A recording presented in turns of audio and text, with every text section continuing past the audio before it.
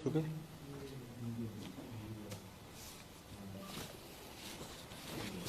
आज बहुत दुख और बहुत क्षोभ के साथ मैं एक तथ्य आपके सामने रख रहा हूं कि किस तरह से भारतीय जनता पार्टी अपनी गंदी राजनीति में इस हद तक गिर गई है कि वो अब दिल्ली के गरीब बच्चों की एजुकेशन के अच्छी एजुकेशन देने के काम में भी बहुत बुरी तरह से टांग अड़ा रही है, उसको बर्बाद करने के स्तर पे ले आई है।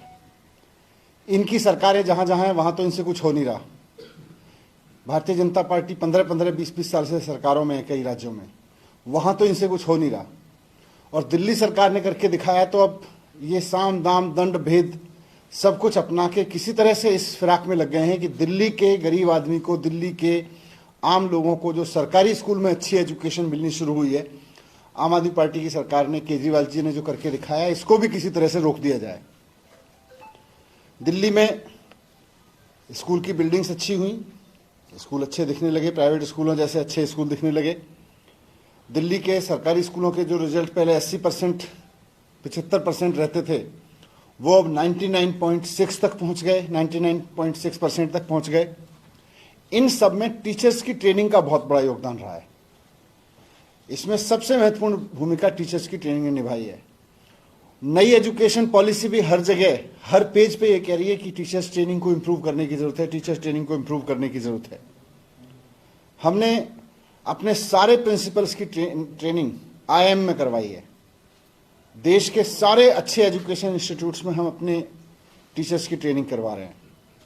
और इंटरनेशनल लेवल पर भी हमने अभी तक अपने करीब 1100 टीचर्स भेजे हैं, सिंगापुर, कैम्ब्रिज में, ब्रिटेन में, सिंगापुर में और फिनलैंड में ट्रेनिंग के लिए। लेकिन अपनी गंदी राजनीति करके भारतीय जनता पार्टी अब इसको भी रुकवाने पे आ गई है। हम सब जानते हैं कि फिनलैंड पूरी दुनिया में एजुकेशन के रिफॉर्म में सबसे नंबर 1 कंट्री माना जाता है। फिनलैंड ने करके दिखाया कि सरकारी स्कूल दुनिया के सबसे बढ़िया सरकारी स्कूल कैसे बन सकते हैं, वो उन्होंने करके दिखाया है।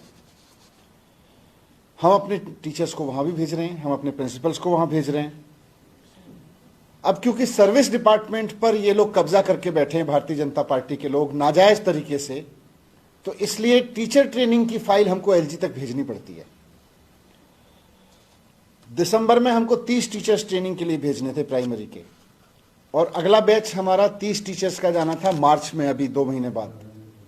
लेकिन दिसंबर के टीचर ट्रेनिंग के बैच की फाइल हमने अक्टूबर में एलजी साहब के पास भेजी। तो पहले तो एलजी साहब ने उस पर फाइल को घुमाने के चक्कर में और डिले करने के चक्कर में कि हो ही ना, उस पर लिख के भेजा कि भाई ये जो यूनिवर्सिटी है जिससे आप ट्रेनिंग करा रहे हो फिनलैंड की, इसके पास एक्सपीरियंस है कि नहीं है। यूनिवर्सिटी की एक संस्था वहां ट्रेनिंग कराती है, यूनिवर्सिटी की ही अपनी संस्था है, उसके पास टीचर ट्रेनिंग का एक्सपीरियंस है कि नहीं है, और डीओपीटी की गाइडलाइन फॉलो हो रही है कि नहीं हो रही है। अरे 1000 टीचर्स को भेज चुके हैं विदेशों में, डीओपीटी की गाइडलाइन फॉलो करके ही भेज रहे हैं। तो वो फाइल ये कह के वापस भेज दी। जब उसका जवाब दे के वापस भेजा एलजी साहब के पास, तो अब एलजी साहब ने लिखा कि इसका कॉस्ट बेनिफिट एनालिसिस करवा लो और देश में देखो कि कहीं देश में भी इतनी क्वालिटी की ट्रेनिंग क्यों नहीं हो सकती है, देश में ही करा लो इसकी, इस तरह की ट्रेनिंग भारत के अंदर ही करा लो। अब ये कॉस्ट बेनिफिट एनालिसिस तो सबसे बड़ा महा फ्रॉड कुतर्क है। किसी भी काम को रोकना हो उस पर लिख दो इसका कॉस्ट बेनिफिट एनालिसिस करा लो। आज एलजी साहब बैठ के अपने दफ्तर में इतने षड्यंत्र रचते हैं रोज, एलजी के दफ्तर का कॉस्ट बेनिफिट एनालिसिस करा लो, आज ही एलजी दफ्तर बंद करना पड़ेगा। आप प्रधानमंत्री जी पूरे देश में, दुनिया में घूमते हैं, आप उनकी यात्राओं का कॉस्ट बेनिफिट एनालिसिस करा के देख लो, क्या होगा कॉस्ट बेनिफिट एनालिसिस। हर चीज के अपने फायदे होते हैं। प्रधानमंत्री जी जाते हैं, 2 देशों के बीच में रिलेशन बनते हैं, अब उसको कॉस्ट पे क्या लाओगे जी। 1 करोड़ रुपए खर्च हुआ तो इसका कॉस्ट 1 करोड़ रुपए के रिश्ते बने कि नहीं बने, कैसे कॉस्ट आप तय करोगे। 99% से ज्यादा रिजल्ट हो गए हमारे बच्चे। अब 500 बच्चे जेई में चले गए हर साल, 500 बच्चे नीट क्वालिफाई कर रहे हैं बिना कोचिंग के हर साल। प्राइवेट स्कूलों के पेरेंट्स अपने बच्चों को निकाल के गवर्नमेंट स्कूलों में ला रहे हैं। आप क्या कॉस्ट में, आप देखोगे कि जी 1 लाख रुपए खर्च हुए तो 1 लाख रुपए की कीमत क्या वसूली हुई, क्या कॉस्ट बेनिफिट एनालिसिस होता है।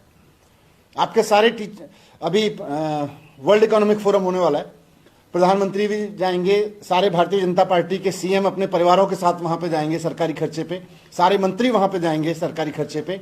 उसका क्या कॉस्ट बेनिफिट एनालिसिस है? उसको भी कह दो कि वर्ल्ड इकोनॉमिक फोरम वहां पे क्यों जा रहे हो, देश में कर लो, दिल्ली में कर लो, कुछ लिख देना उस पर कुछ, economic forum, world economic forum में जाने की क्या जरूरत है, देश में ही कर लो कुछ।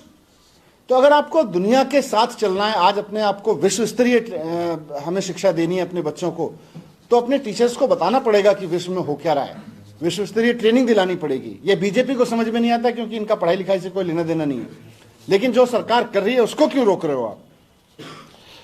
तो मैं कहना चाहता हूं कि दिल्ली की जनता ने इतने भारी बहुमत से सरकार बनाई है अपनी, और वो सरकार एकमात्र सरकार है जो टीचर्स को भेज रही है। मंत्री घूमते रहते हैं, अफसर घूमते रहते हैं, पहली ऐसी सरकार है देश के इतिहास में जो टीचर्स को विदेशों में दुनिया की सबसे बढ़िया ट्रेनिंग पे भेज रही है। अब भारतीय जनता पार्टी, क्योंकि सर्विस डिपार्टमेंट उसके पास उसने नाजायज कब्जे से कर रखा है, तो उसकी फाइल पे रख के 30 टीचर्स तो दिसंबर में जाने थे, वो नहीं जाने दिए, अब अगले 30 मार्च में जाने, वो भी नहीं जाने देंगे। तो सारे स्कूल बंद ही कर दो ना फिर, अगर अच्छी शिक्षा देनी नहीं है तो मैं आपके माध्यम से एलजी साहब से हाथ जोड़ के विनती करना चाहता हूं कि आप बीजेपी के हर षड्यंत्र में साथ देते हैं, आप बीजेपी का इस षड्यंत्र में साथ मत दीजिए कि दिल्ली की एजुकेशन को बर्बाद करना है। आपने हमेशा एलजी ऑफिस का दुरुपयोग किया है, आपने असंवैधानिक रूप से हर काम में अड़चन अड़ाई है, लेकिन मैं उनसे रिक्वेस्ट करना चाहता हूं कि ये जो काम है शिक्षा का, ये बहुत पवित्र काम है, इसमें मत टांग अड़ाइए, यही मैं कहना चाहता हूं। नहीं भेजेंगे उनके पास फाइल, फिर से भेजेंगे इसको, उनसे रिक्वेस्ट करेंगे कि आपको दिल्ली के गरीब लोगों से क्या दुश्मनी है, आप भी तो दिल्ली के एलजी हैं, दिल्ली के लोगों को अगर अच्छी सरकारी स्कूल में शिक्षा मिल रही है तो आप उसको बर्बाद क्यों करना चाहते हैं? तो अभी लेटेस्ट वाला जो पता नहीं कॉस्ट बेनिफिट वाला अभी लेटेस्ट क्या है, इसके चलते रुका हुआ है मामला?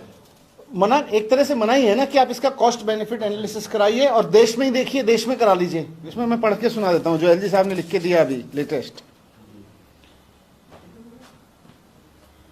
Department must place in record the cost benefit analysis in tangible terms. अब ये टेंजिबल टर्म्स में क्या होता है जी? एक टीचर पे मान लो 1 लाख रुपए खर्च हो रहा है, ट्रेनिंग पे 1.5 लाख रुपए खर्च हो, टेंजिबल टर्म्स में क्या बताओगे जी? 2 लाख रुपए का फायदा हो गया। दूसरा, to ensure optimum utilisation of resources it is essential to examine and identify similarly place train in programmes in the institutes of excellence within the country. आप देश में ही इंस्टीट्यूट ढूंढ के उसमें ट्रेनिंग करा लीजिए। तो ये तो एक तरह से मना करने वाली बात है ना। कल सुप्रीम कोर्ट में भी जब सुनवाई चल रही थी सर्विसेज पर, तो सुप्रीम कोर्ट ने भी ये पूछा है केंद्र सरकार से कि दिल्ली में निर्वाचित सरकार होने का मतलब क्या है, कि अगर सारा एडमिनिस्ट्रेशन। सही बात है, अगर टीचर्स की ट्रेनिंग मुख्यमंत्री और मंत्री मिलके अपने टीचर्स को विदेशों में ट्रेनिंग के लिए नहीं भेज सकते, तो फिर आप चुनी हुई सरकार बनाते ही किस लिए हो यहाँ पे? सर, आज मुलाकात भी होनी है मुख्यमंत्री की और उपराज्यपाल की, लगातार जिस तरीके से लेटर वॉर चल रहा है उस बीच ये मुलाकात है, ऐसे में ये मुद्दा और तमाम मुद्दे लगता है कि सुलझ पाएंगे ऐसी मुलाकात? नहीं, अगर एलजी साहब के दिल में जरा भी दिल्ली के बच्चों के लिए थोड़ा बहुत हमदर्दी है या जरा भी उनके लिए है कि मुझे दिल्ली के बच्चों का भविष्य बर्बाद नहीं करना, तो उनको रोकना नहीं चाहिए। मेयर के लिए आपने डेट सजेस्ट किए मेयर चुनाव के लिए, उस पर कुछ कम्युनिकेशन आया है क्या?